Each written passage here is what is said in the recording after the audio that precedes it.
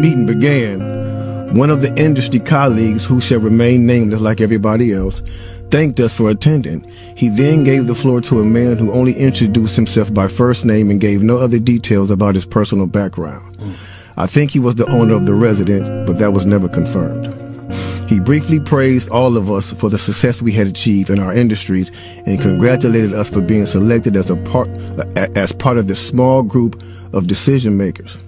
At this point, I began to feel slightly uncomfortable in the strangeness of this gathering. The subject quickly changed as the speaker went on to tell us that the respective companies we represented had invested in a very profitable industry which could become even more rewarding with our active involvement. Damn. He explained that the companies we worked for had invested millions into the building of privately owned prisons, and that our positions of influence in the music industry would actually impact the profitability of these investments. Then he says, I remember many of us in the group immediately looking at each other in awe and confusion. At the same time, I didn't know what a private prison was, but I wasn't the only one. Sure enough, someone asked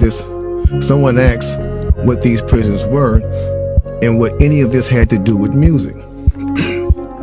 We were told that these prisons were built by privately owned companies who received funding from the government based on the number of inmates. The more inmates, the more the government would pay these prisons. It was also made clear to us that since these prisons are privately owned, as they become publicly traded, we'd be able to buy shares. Most of us were taken back by this. Again, a couple of people asked what this had to do with us.